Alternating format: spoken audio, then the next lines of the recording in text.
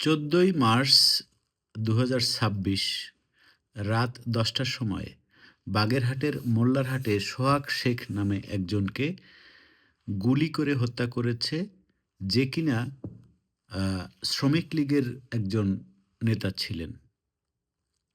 এবং সবচাইতে অদ্ভুত বিষয় হচ্ছে সেটি কোনো মেইনস্ট্রিম পত্রিকায় আসেনি।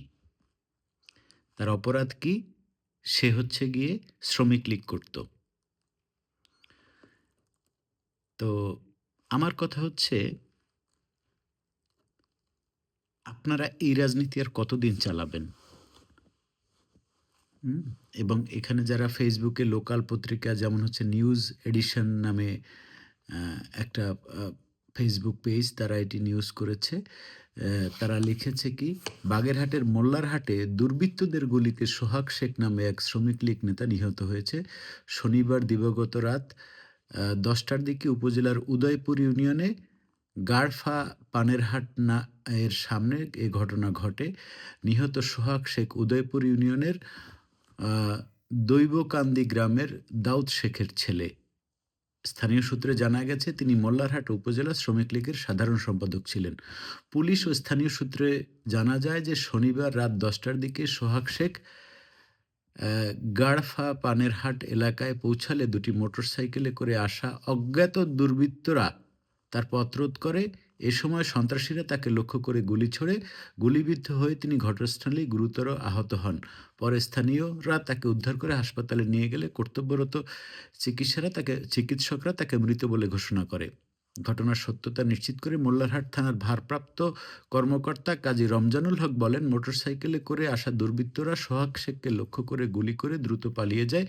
খবর পেয়ে পুলিশ ঘটনাস্থলে পৌঁছে তদন্ত শুরু করছে, বালছাল ছিঁড়ছে। এই যে আওয়ামী লীগ, যুবলীগ, ছাত্রলীগের নেতাকর্মীদের উপরে যেই ভয়াবহ হত্যাকাণ্ড চলছে, এটাকে আপনি আন্তর্জাতিক এ যে অর্থাৎ গণহত্যা যাকে বলা হয় বা জেনোসাইড যাকে বলা হয়, সেই হিসেবে আওয়ামী লীগের লোকজনের উপরে এখন যেটা চলছে সেটা হচ্ছে জেনোসাইড বা গণহত্যা। এই গণহত্যা কারা করছে, কখন করছে, কিভাবে করছে সেটা কিন্তু চাইলে খুব সহজে বের করা যায়। এর সাথে অবশ্যই জামাত, বিএনপি এবং এনসিপি, তথাকথিত এনসিপি বা জামাতের সি টিম, মানে জামাতের সি টিম মানে জামাত হচ্ছে এ টিম, জামাতের বি টিম হচ্ছে বি পার্টি এবং এনসিপি হচ্ছে সি টিম। এরা ছাড়া এই কাণ্ড তো আর কেউ ঘটায় নাই এবং চাইলেই এটা পুলিশ বের করতে পারে এবং চাইলেই পুলিশ তাদেরকে গ্রেপ্তার করতে পারে, কিন্তু সেটা করবে না। কিন্তু আমার কথা হচ্ছে, এর পরবর্তীতে কি হবে? আওয়ামী লীগ তো কখনো না কখনো ফিরবে। তখন কি হবে? তখন কিভাবে এটা আপনারা সামলাবেন? এটা জাস্ট প্রশ্ন থাকলো আপনাদের কাছে। আমি একটা মানুষ যে হচ্ছে গিয়ে বাংলাদেশের রাজনীতি থেকে এই সমস্ত হত্যাকাণ্ড, এই সমস্ত সন্ত্রাসী কর্মকাণ্ডের বিরুদ্ধে কথা বলি।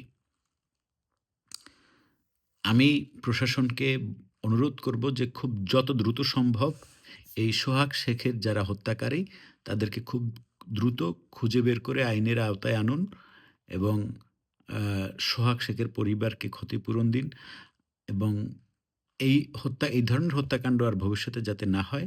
কারণ চোখের বদলে চোখ যদি আমরা নেয়া শুরু করি, মানে যে কেউ আরকি, আমি বলতে আমরা না, মানে সবাই আমরা যদি যারা সাধারণ মানুষজন যারা রয়েছি, তারা চোখের বদলে চোখ নেওয়া শুরু করলে পৃথিবী অন্ধ হয়ে যাবে।